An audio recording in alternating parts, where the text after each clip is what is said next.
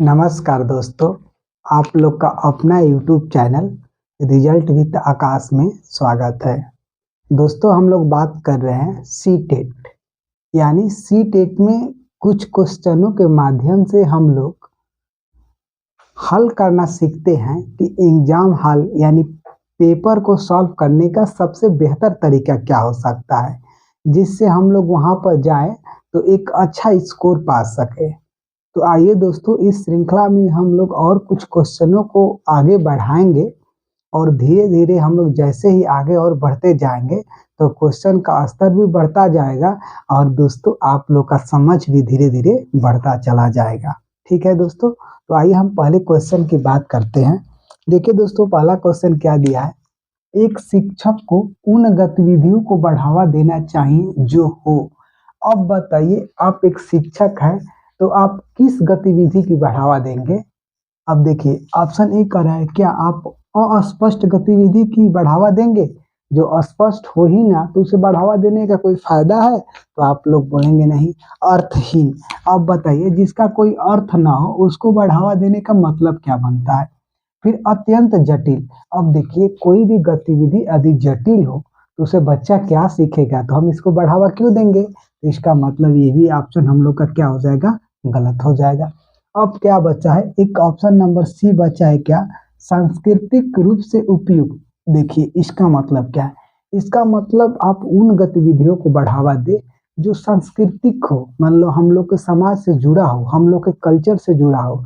उन गतिविधियों को बढ़ावा देने से क्या होगा कि जो हम लोग के विद्यार्थी होंगे उन्हें सीखने में मदद मिलेगा और जल्दी सीखेंगे भी। क्यों? क्योंकि वो उन सभी चीजों को वो अपने डेली जीवन में करते हैं और समाज से जुड़ी हुई चीजें होती है। तो हम लोग को ऑप्शन नंबर सी इसका उत्तर हो जाएगा। वैसे ही हम आगे बात करें, कर एक शिक्षक को ऐसी गतिविधियों की रूपरेखा तैयार करनी चाहिए जो बढ़ावा देता हो। देखिए दोस्तों, दोनों क्वेश्चन लमसम एक जैसे आप लोग को लग रहे होंगे, लेकिन दोनों एक नहीं है। क्यों? क्योंकि देखिए, कर एक शिक्षक को ऐसी गतिविधियों की रूपरेखा तैयार करनी चाहिए जो बढ़ावा देती हो। अब गतिविधियों की रूपरेखा बोल रहा है। देखिए, वाला निराशा वाला कोई गतिविधि आप तैयार नहीं कर सकते। अभिसारी उत्तर, अपसारी सोच, एक मात्र रटना, ऐसा भी कोई आप गतिविधि तैयार नहीं करेंगे।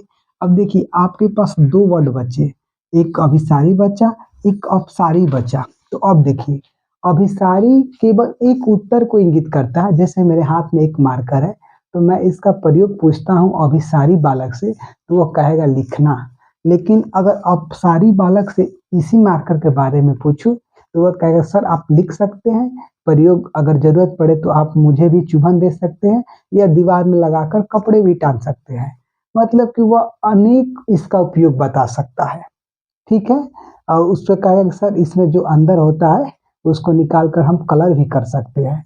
तो ये अपसारी मतलब कि कभी भी टीचर कोई भी मतलब कि गतिविधि बनाएगा तो वो अपसारी सोच पर बनाएगा। क्यों? क्योंकि वह चाहेगा कि जिस बालक के लिए हम गतिविधि बनाए उसका सोच क्या हो, डायमेंशनल, मतलब कई दिशा में हो, ये नहीं कि एक दिशा में जाए। तो हम लोग का उत्तर क्या हो जाएगा, ऑप्शन नंबर सी इसका उत्तर हो जाएगा। ठीक है, फिर आइए हम आगे बात करते हैं। देखिए क्या कह रहा है, 19,995 प्राप्त करने के लिए 9,599, 5,995 और 9,995 के योग में से घटाना होगा। अब देखिए दोस्तों, तो कि चूंकि सी टेट के पेपर में मतलब मैथ के भी जितने क्वेश्चन आते हैं बहुत इजी आते हैं दोस्तों, बस वहाँ शब्दों का खेल रहता है। यदि आप शब्दों को पकड़ लिए और टाइम मैनेजमेंट सही से कर लिए तो हाँ दोस्तों, आप लोगों को कोई पास होने से नहीं रोक सकता है। ऐसे इसी प्रकार के सवाल पूछे जाते हैं। यह दोस्तों देखिए, यह एक इम्पॉर्टेंट सवाल है, यह 2-3 बार पूछा गया है, इसलिए इसको लिया गया है कि आप लोग इसे सीखें। तो देखिए क्या कर रहा है, 19,995 प्राप्त करने के लिए इतने के योग, तो पहले इसका योग हम देखते हैं कि कितना हो जाएगा।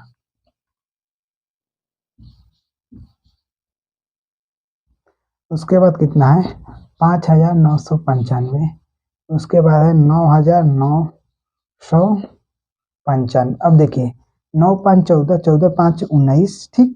9 9 18 29 27 1 28, 9 9 18 2 20 3 23 23 2 25, 9 9 18 18 23 2 25, 25,589।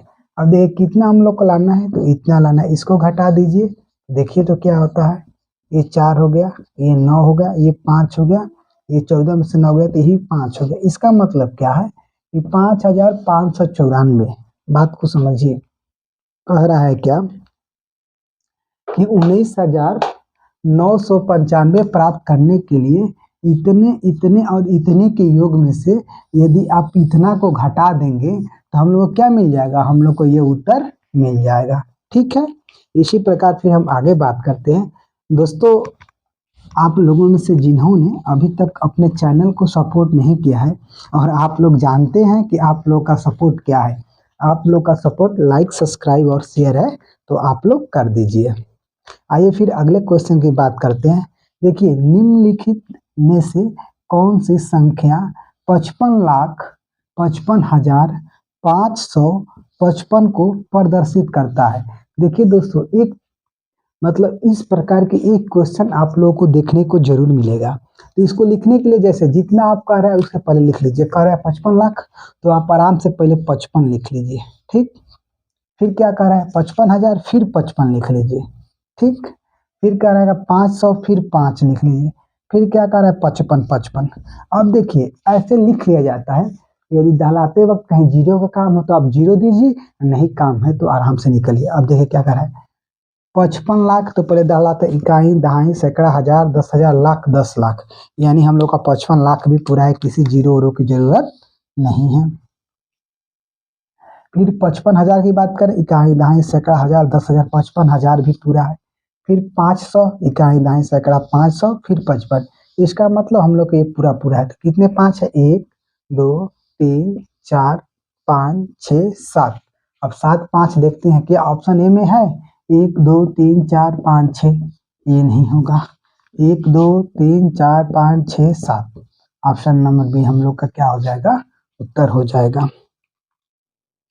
दोस्तों, इस बात को बिल्कुल ध्यान रखिएगा आप लोग कि एग्जाम हॉल में क्वेश्चन सिंपल ही होंगे। दोस्तों, मैं बार बार क्यों कर रहा हूँ, जैसे मैं मिटाने आ रहा हूँ तब बात को अपना रिपीट कर रहा हूँ, ताकि आप लोग को मन में बैठ जाए कि मेरे को जो भी क्वेश्चन है उसको मेरे को बनाना है। क्यों, क्योंकि क्वेश्चन सरल है, बस उसको बनाने पर ध्यान देना है।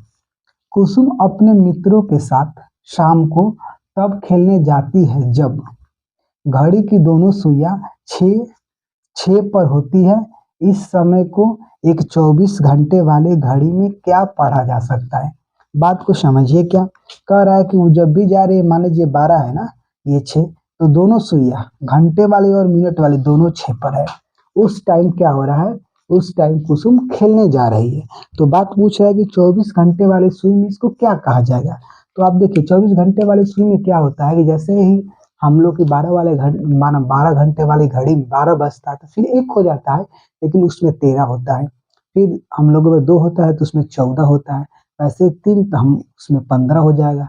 हम लोगों में 4 होगा तो उसमें 16 हो जाएगा। हम लोगों में 5 होगा तो उसमें 17 हो जाएगा। हम लोगों में 6 होगा तो उसमें 18 हो जाएगा। तो अब 24 घंटे वाली घड़ी में तो 18 हो गया। अब चूंकि दोनों मतलब 6 ही पे, इसका मतलब क्या हो जाएगा 18:30। इसका मतलब हम लोग क्या हो जाएगा 18 संबंधी 30। ये 24 घंटे वाली घड़ी की सुई है। ये भी क्वेश्चन दोस्तों 2-3 बार पूछा गया और इस साल भी किसी न किसी पेपर में आएगा। इसका मतलब क्या हम लोग का ऑप्शन नंबर सी हो गया।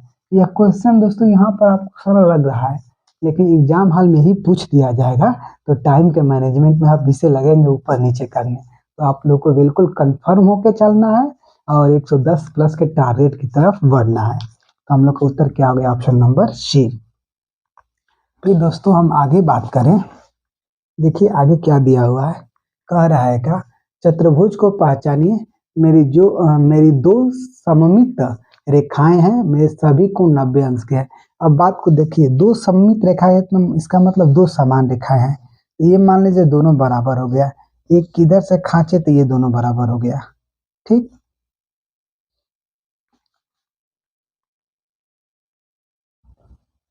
अब ये आपस में बराबर है। ठीक, तो अब देखिए क्या कह रहे हैं, सभी कोण 90 अंश के हैं। तो अब बताइए ऐसा फिगर क्या बनता है, तो देखिए वर्ग होगा तो चारों भुजा बराबर होगा, इसका मतलब नहीं होगा। समचतुर्भुज है ही नहीं, समांतर चतुर्भुज है ही नहीं, इसका मतलब क्या है, ये आयत है। आयत कैसे? ये दोनों भुजा आपस में बराबर है, ये भुजा आपस में बराबर है, और सारे कोण कितने के हैं? 19 डिग्री के हैं। इसका मतलब ऑप्शन नंबर डी हम लोग का क्या हो जाएगा? उत्तर हो जाएगा। दोस्तों, आप लोगों में से जिन्होंने अभी तक चैनल को सपोर्ट नहीं किया है, तब प्लीज आप लोग कर दीजिए, ठीक है। आइए फिर हम अगले क्वेश्चन की बात करते हैं। देखिए अगला क्वेश्चन क्या है, निम्नलिखित में से कौन सा कथन सत्य है? कह रहा एक एक अभाज्य संख्या है, ठीक, एक एक भाज्य संख्या है, एक एक भाज्य और अभाज्य संख्या दोनों है, एक न तो अभाज्य संख्या है और न ही भाज्य संख्या है। सीधा सीधी क्या कह रहे हैं, अब देखिए भाज्य संख्या है या नहीं है, एक अभाज्य संख्या है या नहीं है, इसी के बारे में जानकारी लेना है। तो देखिए अभाज्य संख्या किसे कहते हैं? जिसका एक और अपने अलावा कोई गुणनखंड नहीं हो, मतलब एक और खुद के अलावा किसी से ना कटे, वो अभाज्य है। एक और खुद के अलावा कोई और दूसरा गुणनखंड मिल जाए यानी किसी और से कट जाए तो वो भाज्य है। तो देखिए एक के साथ कुछ भी नहीं है, या एक तो अपने अलावा कट जाएगा लेकिन इसका कोई और गुणनखंड नहीं है। इसका मतलब यह क्या है, तो एक एक प्राकृतिक संख्या है, न कि भाज्य है और न ही अभाज्य है। इसका मतलब ऑप्शन नंबर हम लोग क्या हो जाएगा? डी इसका उत्तर हो जाएगा। दोस्तों आप लोग एक छोटा सा काम करिएगा, आप प्राकृतिक संख्या के बारे में सम संख्या, विषम संख्या, परिमेय संख्या, अपरिमेय संख्या, भाज्य संख्या, उसके बाद फिर थोड़ा सा पूर्ण संख्या के बारे में, इन संख्याओं के बारे में आप थोड़ा सा पढ़ लीजिएगा। जैसे ही थोड़ा सा पढ़ेंगे तो आपका एक क्वेश्चन यहाँ से बिल्कुल आराम से दोस्तों क्या हो जाएगा, तो आप लोग का एक नंबर यहाँ से आराम से जुड़ जाएगा, ठीक है दोस्तों। फिर आइए हम लोग आगे बात करते हैं। देखिए क्या कर रहा है, एक त्रिभुज के कोणों का अनुपात 5 संबंधित 6 संबंधित 7 है, तो सबसे छोटे कोण का माप बताइए। अब देखिए आप लोग सभी लोग जानते हैं कि त्रिभुज के तीनों कोणों का योग कितना होता है? 180 अंश। इसमें अनुपात कितने का? तो 5 का, 6 का, 7 का। तो देखिए टोटल कर देंगे तो कितना हो जाएगा? 5 और 6, 11 7 18, मतलब कि 18 की बात करें, अगर यहाँ पर हम x मान लीजिए, मान लिए, तो 18 x बराबर कितना हो गया? 180। तो x बराबर कितना हो गया? 10, ठीक। तो सबसे छोटा 5 वाला, तो 5 गुणे 10 50। सबसे बड़ा पूछता तो 7 गुणे 10 70, ठीक। तो देखिए सबसे छोटा पूछा है तो 5 गुणे 10 50, इसका मतलब ऑप्शन नंबर बी हम लोग का क्या हो जाएगा? ऑप्शन नंबर बी हम लोग का उत्तर हो जाएगा। दोस्तों बिल्कुल इस बात को ध्यान रखिएगा कि मैथ के सारे क्वेश्चन सिंपल आएंगे, लेकिन लैंग्वेज बस घुमाया जाएगा, और आप लैंग्वेज यानी भाषा के साथ अपना समझ विकसित करिएगा, आपका टोटल की टोटल क्वेश्चन दोस्तों बन जाएगा। दोस्तों आप लोग को यह सेशन समझ में आया है तो इस सेशन को सपोर्ट करिए। आप लोग का सपोर्ट क्या है? लाइक, सब्सक्राइब और शेयर। और हम लोग दोस्तों मिलेंगे एक और बेहतर क्लास के साथ, तब तक के लिए दोस्तों जय हिंद।